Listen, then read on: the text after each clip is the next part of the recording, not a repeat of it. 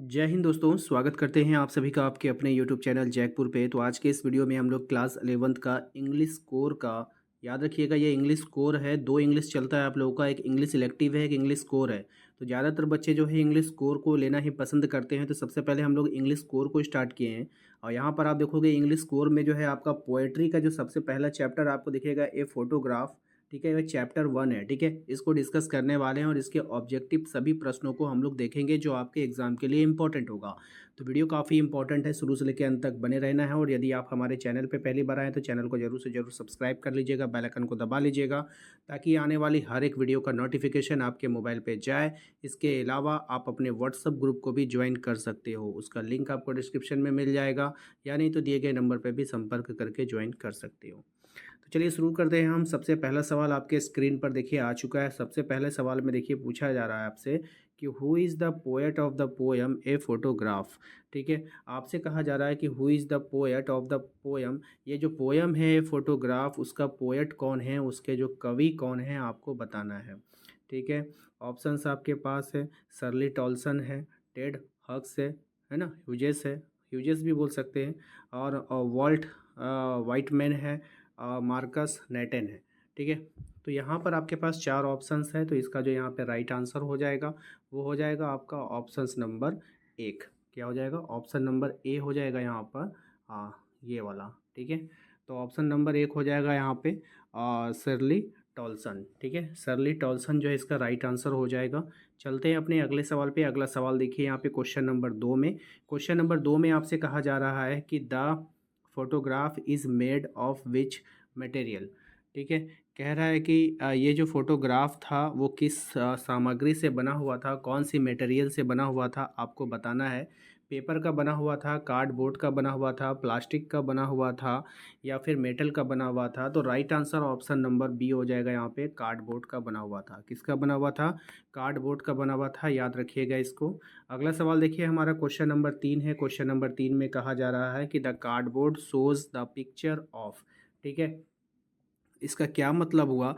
इसका कहने का मतलब है कि कार्डबोर्ड जो था किसकी तस्वीरों को शो आउट कर रहा था। ठीक है, तो टू स्कूल गर्ल्स, दो स्कूली बच्चों की, टू रियल सिस्टर्स, दो सगी बहनों की, टू नेबर्स, दो पड़ोसी की, narrator's mothers, her two cousins, या कथावाचक जो था, जो कहा इसका कवि का, उसकी माँ और उसके दो चचेरे भाई का, मतलब कि कज़न का, उसका चित्रण कर रहा था। किसका कर रहा था यहाँ पे ये आपको बताना है। ठीक है, आशा करते हैं कि सवाल आपको समझ में आ गया होगा। तो इसका जो राइट आंसर हो जाएगा वो हो जाएगा option number 2, narrator's mother and her two cousins. ठीक है, option number D. Question number आते हैं 4 पे। क्वेश्चन नंबर 4 में आपसे कहा जा रहा है कि what are the girls seen doing in the photograph. ठीक है, इसका मतलब है कि ये कहना चाह रहा है आपसे कि बताइए तस्वीर में लड़कियां जो है वो क्या करती दिख रही है। What are the girls seeing doing in the photograph. जो लड़कियां दिख रही है आपको फोटोग्राफ में वो क्या करती हुई दिख रही है, रनिंग करती हुई, स्विमिंग करती हुई, डांसिंग करती हुई, या फिर पैडलिंग करती हुई। ठीक है ना सब कुछ आपको दिख रहा होगा। ठीक है, रनिंग का मतलब दौड़ना हो गया, स्विमिंग मतलब तैरना, और पैडलिंग एक तरह का तैरना ही होता है। ठीक है, डांसिंग, ठीक है, नृत्य यानी नाचना। क्या करते हुए दिख रही है ये आपको यहाँ पर आपको बताना है। राइट आंसर हो जाएगा पैडलिंग। ठीक है, ऑप्शन नंबर डी। चलिए क्वेश्चन नंबर 5 पे आइए। क्वेश्चन नंबर 5 में देखिए आपसे कहा जा रहा है कि where where where the girls when the photograph. ठीक है, when the photograph was taken. ठीक है, इसका कहने का क्या तात्पर्य है। ये कहना चाह रहा है आपसे कि फ़ोटो के वक्त लड़कियां कहाँ थी, है ना। जो फ़ोटो ये हो रहा था, टेकन हो रहा था, लिया जा रहा था, तो उस समय लड़कियां कहाँ थी। At home, at school, at beach, at market. कहाँ थी आपको बताना है। राइट आंसर इसका हो जाएगा ऑप्शन नंबर सी, एट बीच। ठीक है, कहाँ में थी, एट ए बीच।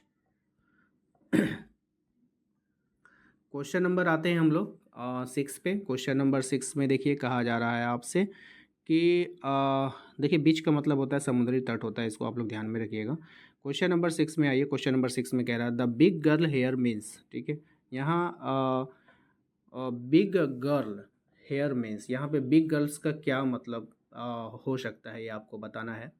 अकॉर्डिंग टू ऑप्शंस, आपको ऑप्शंस के अनुसार ही बताना है। तो यहाँ पर जो इसका जो मतलब होगा वो आपको समझा कर बताना है कि नरेटर्स मदर।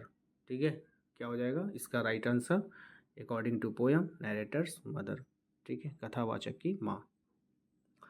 अब आते हैं हम लोग क्वेश्चन नंबर 7 पे। क्वेश्चन नंबर 7 में आपसे कहा जा रहा है कि what was the age of the mother और when the photograph was taken. ठीक है, मतलब है इसका कहने का कि जिस वक्त जब तस्वीर ली गई थी तो उस समय जो उसकी माँ थी उसका उम्र कितना था वो आपको बताना है। तो राइट आंसर हो जाएगा इसका ऑप्शन नंबर डी, और 12 साल। कितना था? 12 साल। बिसाइड द नरेटर मदर, क्या हो जाएगा? Beside the narrator mother. ठीक है, तो इसके कहने का तात्पर्य है, आपसे कहना चाह रहा है कि यानी जो ये जो नरेटर है जो उसकी माँ है, इसके अलावा वहाँ पे और कौन खड़ी थी, तो आपको बताना है कि 2 मोर गर्ल्स स्टूड हेयर, वहाँ पे 2 और लड़कियाँ क्या थी? खड़ी थी। ऑप्शन नंबर 20 का राइट आंसर होगा। क्वेश्चन नंबर अगर हम 9 पे आएँ तो क्वेश्चन नंबर 9 में कहा जा रहा है द अंकल